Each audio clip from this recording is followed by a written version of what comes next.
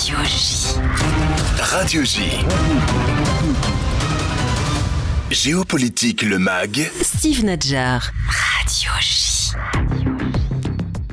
Bonjour Richard Darmon. Bonjour Shalom. Merci d'avoir accepté notre invitation. Vous êtes journaliste israélien, spécialiste des questions de géopolitique. Hier a été diffusé à la télévision israélienne un film inédit montrant des extraits de l'enlèvement de plusieurs soldats le 7 octobre sur la base de Nahal Oz. Une diffusion à l'initiative des familles des otages. Richard Darmon, que retenez-vous de ces images très émouvantes, très éprouvantes que vous avez vues et comment est-elle reçue plus globalement par l'opinion publique israélienne ? Écoutez, ce film, il faut dire que c'est une version épurée de 3 minutes, alors qu'il y a 1 heure de tournage et un peu plus, et dont on a enlevé des parties absolument insoutenables, puisque plusieurs jeunes filles de Tsahal ont été assassinées pendant cet assaut, et donc on aperçoit d'ailleurs en passant le cadavre de l'une d'elles, mais sans qu'on sache si elle est simplement allongée ou tuée. En tout cas, ce film de 3 minutes a provoqué évidemment un grand émoi. Il a replongé comme si d'ailleurs ils en étaient sortis, ce qui n'est pas le cas. Ça fait presque 8 mois que on a vécu la terrible journée du 7 octobre, et en fait après presque 8 mois, ce film remet, je dirais, les Israéliens dans un effroi, dans une colère, dans un chagrin mêlé de stupéfaction, et donc si vous voulez, on comprend que les familles aient accepté qu'il soit diffusé. Et je répète, il s'agit d'une version édulcorée où déjà c'est assez insoutenable de voir la manière dont j'allais dire, les bêtes humaines du Hamas traitent ces jeunes filles, et voir surtout le désarroi et la panique sur leur visage ensanglanté pour la plupart, car elles ont dû être battues avant qu'on ait commencé à tourner. Et donc, c'est un document très difficile et qui a comme impact, si vous voulez, je dirais, c'est ce qui se passe en fait depuis le 7 octobre, mais comme de toute manière, les médias israéliens montent matin et soir des reportages sur des récits sur la journée du 7 octobre, des récits inépuisables d'héroïsme d'ailleurs et de résistance. Mais là, ça nous replonge dans le désastre, j'allais dire, du 7 octobre, l'absence de l'armée, alors qu'il était, enfin, ce film, il y a d'ailleurs une polémique de savoir si c'était à 8 heures du matin, ou un peu plus tard, mais en tout cas, pendant de longues heures. Qu'est-ce que ça change? Ça change, c'est que s'il est tardif, et d'après les parents qui ont commenté les images, il serait intervenu vers 9 heures du matin, ça faisait donc presque 3 heures, un peu moins de 3 heures après l'attaque, et il n'y a aucune présence. On voit que ces miliciens vêtus de noir, parlant haut et fort un arabe rageur, comment dirais-je, prennent leur temps, n'ont pas l'air du tout paniqués, c'est-à-dire ils ont pris le contrôle de ce poste frontière, et ils sont pas du tout, ils suspectent aucune attaque, ils sont très très décontractés, on pourrait dire. On les voit d'ailleurs même prier. Oui, alors ça, c'est une autre. Beaucoup de commentateurs de télévision ont questionné le sens de cette prière. Au milieu des jeunes filles ensanglantées, il y a trois commandos qui s'allongent qui s'agenouillent et qui commencent à prier. On se demande quel Dieu et quelle foi il peut y avoir là-dedans. Bon, l'un des commentaires qui a été fait par un spécialiste des affaires arabes sur une des chaînes de télévision israélienne, c'est de dire que c'était pas une prière du matin, parce que les prières du matin, elles interviennent à l'aube beaucoup plus tôt. C'est une prière de remerciement d'Allah, une sorte de louange pour cette grande victoire qui consiste à faire prisonnière une quarantaine de jeunes filles sans armes d'ailleurs, et c'est ça aussi que les Israéliens n'ont pas supporté, c'est que dans ce poste frontière qui était à quelques encablures de la comment dirais-je, de la ligne de séparation, eh bien les jeunes filles de Tsahal n'étaient pas armées. Et je crois que c'est un document assez accablant sur les responsabilités concernant le 7 octobre, pas seulement parce que l'armée n'était pas là, mais aussi parce que dans une situation de guerre, et ça faisait des mois et des mois qu'on voyait les gens du Hamas s'entraîner. D'ailleurs, ces mêmes observatrices taspitanites, comme on dit en hébreu, avaient alerté justement sur ces préparatifs. supérieurs avaient répété, et même les heures précédentes, la veille y compris, avaient dit que le Hamas menait des exercices très actifs comme on n'avait jamais vu jusque-là, etc. Et personne ne les a entendus. On n'a pas pris en compte ces remarques. D'ailleurs, bon, dans une étude que j'ai publiée, j'ai remarqué, j'étais pas le seul à le faire, qu'il y a aussi pas mal de sexisme de la part de la hiérarchie militaire, de pas prendre au sérieux de jeunes filles qui sont pourtant très compétentes devant leur ordinateur et qui ont alerté à plusieurs reprises et assez longtemps avant le 7 octobre, qui ont alerté Tsahal, et finalement les supérieurs immédiats n'ont pas répercuté, et on est arrivé à cette catastrophe de dizaines d'entre elles qui ont été tuées, des dizaines qui ont été enlevées, et ce document est assez accablant, à la fois pour la hiérarchie militaire et pour les dirigeants politiques. Richard Darmon, sur le plateau d'une des chaînes de télévision israélienne, la chaîne 12, le père d'une des soldats enlevées justifiait la décision des familles d'autoriser la diffusion de cette vidéo en la présentant comme, je cite, la dernière carte des familles pour contraindre le gouvernement à réviser sa position, à accepter un accord. Quel reproche précisément ces familles formulent-elles à l'adresse de Benyamin Netanyahou et de son cabinet de guerre? Pas seulement sur la 13, mais sur la 11 que j'ai suivie hier, la chaîne, Kol Israël, autrefois, qui est la chaîne semi-publique d'Israël, Cannes. Il y a eu aussi un des parents d'une fille tuée, d'ailleurs, qui s'est adressé directement à Netanyahou en lui reprochant ses graves fautes par rapport à cette journée.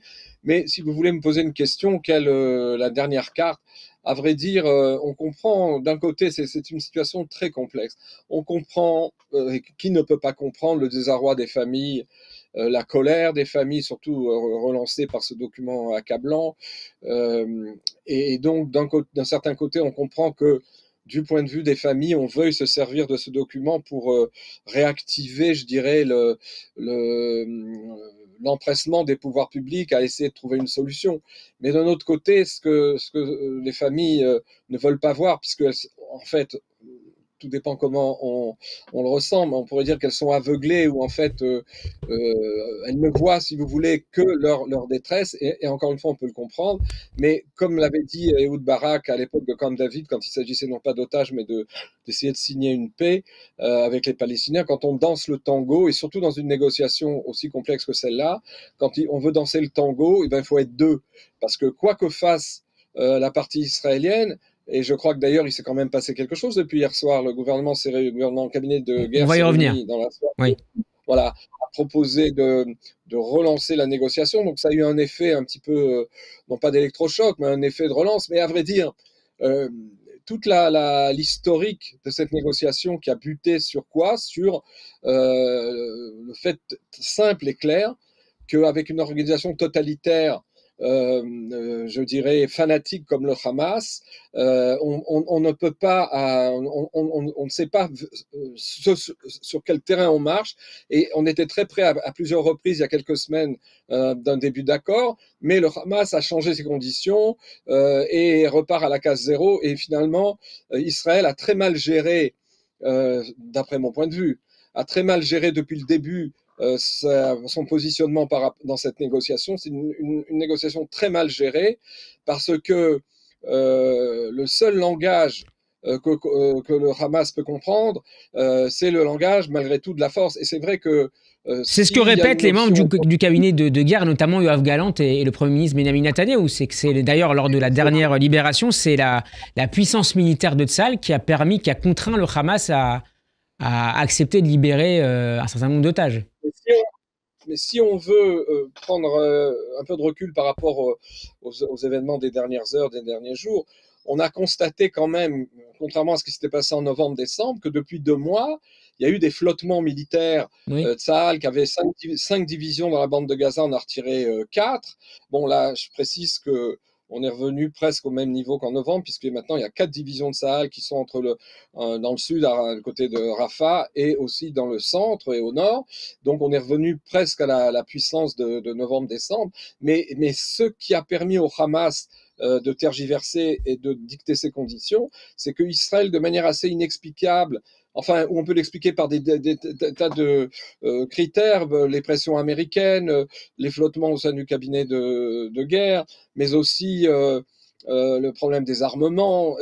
Enfin, il y a eu un flottement qui a duré à partir du mois de mars jusque maintenant, donc 2 bons mois, un flottement où... sous la pression américaine, faut-il préciser. Sous la pression américaine, mais aussi à cause du caractère, je dirais, composite et mal uni de ce cabinet. Et donc, Israël n'a pas montré sa force. Et c'est ce qui a permis au Hamas, si vous voulez, de tergiverser. Et là les choses sont en train peut-être de tourner. Je vous avais dû dire à vos auditeurs que Tsahal, depuis ces dernières 48 heures, est en train de rentrer en fait dans Rafah Centre, dans la ville que les Américains avaient proscrite pour les actions de Tsahal. Il y a donc une nouvelle donne de terrain qui pourrait pousser le Hamas à accepter un compromis. Mais si vous voulez, lorsque on entend par exemple certaines familles, qui ne sont pas forcément les familles de ces jeunes filles qu'on a vues sur le film, mais les familles des otages, qui ont manifesté hier soir en brandissant à nouveau le mot d'ordre, en hébreu c'est Iskat Arshav, c'est-à-dire un accord maintenant, oui. Si vous voulez, comme si ça dépendait de la formulation israélienne. Encore une fois, ça dépend beaucoup aussi du Hamas et si vous voulez, de l'habileté israélienne à comprendre quel adversaire elle a en face de lui. Et surtout, on a entendu des slogans demandant l'arrêt de la guerre, y compris, c'est-à-dire une négociation pour la libération des otages, y compris si la guerre doit s'arrêter. Est-ce que si vous voulez... Je vous en prie, terminez votre phrase. C'est un slogan qu'on peut comprendre, encore une fois, au niveau affectif, au niveau psychologique, et personne ne peut reprocher cette détresse aux familles des otages. Et vous comprenez bien que sur la carte géopolitique du Moyen-Orient, et compte tenu de cette guerre qui dure depuis presque 8 mois, cette position consistant à capituler en disant « on veut les otages et on est prêt à tout arrêter », c'est certainement pas la position du gouvernement. Et à juste titre. Alors justement sur cette guerre des nerfs, cette guerre psychologique, est-ce que ce type d'image, de vidéo dont le téléspectateur ne sort pas totalement indemne devant leur violence et la peur qui s'exprime sur le visage de ces jeunes femmes, est-ce que cela peut, dans une forme d'ironie cruelle, profiter au Hamas dans le sens où elle pourrait mobiliser encore plus l'opinion publique israélienne pour faire pression sur le gouvernement, pour qu'il accède à certaines exigences du Hamas malgré leur caractère dangereux pour la sécurité nationale? On peut voir les choses comme ça, bien que lorsque Israël avait mis la main, ça fait 2 mois sur ces vidéos, à tergiverser avant de les publier, en fait, c'est d'après la plupart des analyses qu'on peut faire, le Hamas est quand même fort embarrassé par ce document, avant d'être peut-être de pouvoir s'en servir. De toute manière, c'est un groupe terroriste qui sait utiliser toutes les failles de la société israélienne, les divisions de la société israélienne et les dysfonctionnements du régime et du système politique à son avantage. Donc effectivement, d'un côté... Et pourquoi vous parlez d'embarrassement du Hamas ? Mais parce que ce sont des images, d'ailleurs, qui vont être diffusées par Al Jazeera dans leur version complète, qui sont embarrassantes parce qu'elles montrent pas seulement la brutalité, mais c'est des images barbares. Et donc, quelque part, c'est pas au plan international, c'est pas très avantageux pour le Hamas. Mais c'est vrai que dans une seconde pensée, dans un arrière-plan, il pourrait s'en servir pour faire monter les pressions. Et de toute manière, même au mois de novembre, quand il y a eu la première vague de libération d'une centaine d'otages, on a vu comment le Hamas avait manipulé les médias israéliens, puisque pendant les séances de libération et d'échange, etc., on a vu le Hamas se livrer à une guerre psychologique et surtout les médias israéliens versés dans le sentimentalisme, dans le sensationnalisme de mauvais aloi, c'est-à-dire ils ont été manipulés comme ils sont à nouveau manipulés d'une certaine manière avec ce film par le Hamas, qui, comme vous le dites, peut s'en servir pour faire monter la pression contre le gouvernement, faire accentuer les divisions entre Israéliens, entre Juifs. Et donc, si vous voulez, le Hamas, quand il avait planifié avant le 7 octobre d'enlever des dizaines, voire des centaines, et il n'espérait pas en enlever autant d'Israéliens, mais quand il en a enlevé 240, 250, une centaine ont été libérés, d'autres sont morts. Mais si vous voulez, il avait bien calculé son coût en sachant que cette question des otages allait être comme une épine et un dilemme terrible à la fois dans la société israélienne et au niveau du gouvernement. Richard Darmon, les familles ont obtenu d'être reçues par par les membres du cabinet de guerre. Tous ont accepté, à l'exception de Benjamin Netanyahou et de son ministre des Affaires stratégiques, Ron Dermer, dont il est proche. Comment est-ce que vous l'expliquez? Vous voulez dire ces derniers jours? Parce que Netanyahou a rencontré à de nombreuses reprises oui, mais à la suite de la diffusion de la vidéo. Bon, écoutez, alors moi, je suis pas dans la tête de Netanyahou, mais je voudrais que les auditeurs prennent conscience, après 8 mois de guerre, alors que la guerre est loin d'être terminée sur le terrain, qu'elle risque même de se relancer, sans parler de la situation au nord, pas seulement le poids des responsabilités, mais la difficulté pour le Premier ministre de naviguer dans un cabinet où une partie, bon, notamment messieurs Gantz et Eisenkot, n'ont pas les mêmes vues que lui-même, et où, bon, il y a eu la sortie du ministre de la Défense Gallant. Oui. Comprenez que c'est une situation extrêmement délicate. Alors j'imagine que ce sur quoi mise le Premier ministre, d'après moi, pour essayer de... Il y a une course contre la montre qui s'est ouverte à Rafia, et il se peut, déjà, la nuit passée et ce matin, Tsahal a découvert des caches d'armes importantes. Il se peut que sur le terrain, la situation donne raison, si vous voulez, à la thèse selon laquelle on peut négocier avec le Hamas, pas en fonction de la pression des familles, mais de la pression militaire sur le terrain, qui cette fois pourra s'opérer, puisque je vous le dis, on est revenu presque à la puissance militaire israélienne à Gaza, telle qu'elle fut au mois de novembre-décembre. Est-ce qu'il y a des divergences au sein même du cabinet de guerre sur cette question des otages, entre d'une part le Likoud, à savoir Benjamin Netanyahou et son ministre de la Défense Yoav Gallant, et d'autre part Benny Gantz et Gadi Eisenkot, ou est-ce que la fracture passe même, sur certains points bien sûr, au sein même du Likoud entre Netanyahou et Gallant?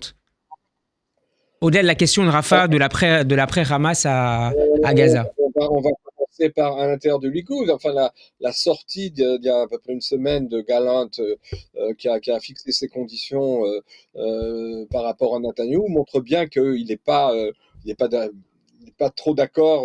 Bon, ce qui sous-tend sa thèse, c'est qu'il estime qu'on peut trouver parmi les Palestiniens et au niveau de l'autorité palestinienne, on peut trouver des gens qui pourraient gérer Gaza après la guerre, puisque la question de fond de Gallant, c'était qu'est-ce qui va se passer après la guerre. Mais donc il y a là une divergence interne. Lorsqu'il était en ce début de semaine à la Knesset, Gallant, et qu'il était dans le groupe parlementaire Likoud, il a été interpellé, mais lui il s'est défendu en disant que lui il comptait pas quitter le Likoud et que le Likoud lui-même, vous savez, c'était un problème qu'on connaît depuis des années. Israël a connu ces dernières années 5 tours d'élection pour pas grand-chose, ce qui a amené à la crise sur la réforme judiciaire d'ailleurs. Et en fait, les Israéliens perçoivent très bien qu'il y a un grippage du système, et ce qu'on a vu déjà bien avant le 7 octobre, et qui est catastrophique, c'est que le Premier ministre, si vous voulez, non seulement n'a pas préparé sa succession, mais sème un peu, non pas la terreur, mais gouverne en maître. Par rapport au comité central du Likoud, il y a des ministres... Et Gallant a d'ailleurs été fustigé par la plupart des membres du cabinet non pas de guerre, mais de sécurité ces derniers jours, pour sa sortie publique. C'est vrai, oui, parce qu'en temps de guerre, voir un ministre de la Défense qui s'adresse au Premier ministre, alors que l'armée est déployée, qu'on est en pleine dans un moment si délicat, pour lui dire voilà mes conditions, c'est pas du tout une méthode valable. D'autant plus que visiblement ça ne correspond pas à l'avis de la majorité de ce gouvernement. Absolument, mais si vous voulez, encore que les avis sont partagés, en fait, ce que je voulais dire, c'est que depuis quelques années, comme Netanyahou n'a pas prévu sa relève, oui, et que donc il tient en main le comité central du Likoud, à la base du Likoud, et il y a des ministres qui peuvent diverger. Bon, Gallant, c'est au niveau stratégique, là, ou tactique même, mais comment vous dire, il y a d'autres ministres qu'on n'entend pas, qui se tiennent quoi, et qui ont en fait peur d'une certaine manière de s'inscrire en faux contre Netanyahou. Donc là c'est une des sources des problèmes. L'autre problème, c'est que bien entendu Gantz et Eisenkot, avec leur parti d'union, en fait, ont des positions quand même assez divergentes, puisque Gantz, lorsqu'il a lui-même, après Gallant, présenté ses conditions, il a expliqué que ce qui était d'abord premier but pour le gouvernement devrait être la libération des otages. Donc lui, il a tout de suite, enfin non pas capitulé, mais il a tout de suite mis ça en avant donc la progression de Tsahal sur le terrain. Et donc, d'une certaine manière, c'est peut-être un peu démagogique de sa part. C'est une manière de vouloir être le porte-parole attitré des familles au sein du gouvernement. Mais si vous voulez, le fait est que toutes ces divisions, que ce soit la méthode de Galland, que ce soit la manière qu'a eu Netanyahou de gérer son propre parti de pouvoir, ou encore la présence critique de Gantz et de comment dirais-je, et de Eisenkot dans ce gouvernement, qui jouent un rôle, mais qui aussi sont un autre facteur de division.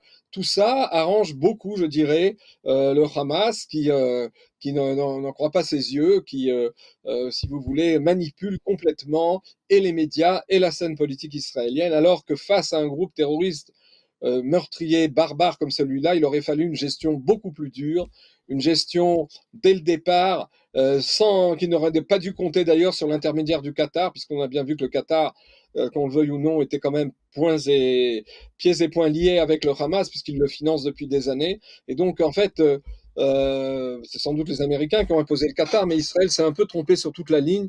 Quand on devra faire dans quelques mois ou quelques années le bilan de la gestion par le gouvernement israélien, toutes tendances confondues, de cette négociation si pénible et délicate, eh bien, franchement, ça déroge à toutes les règles de négociation, les règles de fermeté d'un État souverain agressé comme il l'a été le 7 octobre et surtout sous cette forme barbare et qui a accepté de rentrer dans les méandres des exigences d'un adversaire qu'il est par ailleurs en train de combattre sur le terrain. Il y a vraiment j'allais dire, une moyenne orientalisation des gouvernements israéliens qui acceptent de rentrer dans ce jeu de marchandage, alors qu'il aurait fallu adopter des positions beaucoup plus fermes dès le départ pour mettre le Hamas à genoux. Et d'ailleurs, Israël, en faisant de nombreux prisonniers de ses commandos et en obtenant de nombreux renseignements de terrain, avait les moyens et a toujours les moyens de faire monter les enchères et pas d'attendre que le Hamas veuille bien changer d'avis. Une dernière question, Richard Damon, il nous reste 2 minutes. Dans quelle mesure la demande formulée lundi par le procureur de la Cour pénale internationale, Karim Khan, d'émettre des mandats d'arrêt, notamment contre Benyamin Netanyahou et Yoav Gallant, peut impacter l'évolution de la campagne militaire israélienne dans la bande de Gaza, en particulier à Rafah? Écoutez, je crois que cette décision inique et sans précédent depuis la création de cette cour, je crois que plusieurs officiels israéliens ont dit, Netanyahou entre autres, que c'était comme si on avait voulu inculper après la capitulation allemande, on a voulu inculper à la fois Roosevelt et Hitler pour les destructions de cette guerre. Cette décision inique, d'après moi, aura moins d'impact, je dirais même de la même manière que ce film motive les uns et les autres à faire capituler le Hamas et surtout les combattants qui sont sur le terrain, parce que c'est ça qui importe. De la même manière, je pense que cette décision a ressoudé les Israéliens, puisque comme vous l'avez dit à vos auditeurs, la Knesset a voté à l'unanimité sans les partis arabes et le parti travailliste, ou ce qu'il en reste, à 106 députés sur 120 a accepté une motion de soutien au gouvernement, enfin en tout cas pour condamner cette décision. Je pense que ce qui est déterminant pour la suite des événements sur le terrain et aussi pour la négociation, c'est la manière dont Tsahal va avancer et est en train d'avancer dans le sud et aussi dans le centre, puisqu'on est revenu aussi dans le centre et dans le nord de la bande. Et c'est ça qui est déterminant. Et ce qui est déterminant, c'est justement le fait que les Américains, malgré leur réticence, ils avaient mis en garde Israël en disant qu'il était impossible d'évacuer 1 200 000 personnes en moins d'1 mois et demi. En fait, ça fait 15 jours que Israël a commencé à rentrer dans Rafah et il y a plus d'1 million. Il reste à peu près 200 000 Palestiniens sur 1,2 million, 1,3 million. Et donc, l'évacuation s'est faite à 80%. Et les Américains sont désormais beaucoup moins réticents contre le fait que Tsahal progresse dans Rafah et détruise, parce que c'est ça l'enjeu à Rafah, pardon. Le but de l'opération, c'est qu'il existe encore sur les 22 divisions ou bataillons du Hamas. Israël en a détruit 10. Il en reste 4. Et donc, en plus, c'est pas les plus aguerris, mais c'est finalement très important qu'Israël avance sur le terrain et tire ses comptes avec le Hamas de manière définitive en avançant dans Rafah et Merci. si besoin en revenant dans différentes zones nord et centre de Gaza. Et c'est là l'essentiel. Merci beaucoup Richard Darmon d'avoir été avec nous pour cette analyse particulièrement éclairante de l'actualité diplomatique et israélienne de ces derniers jours et de ces dernières semaines. On pourrait écouter cet entretien en podcast sur radioj.fr et en vidéo sur YouTube. À très bientôt sur Radio J. À bientôt, shalom.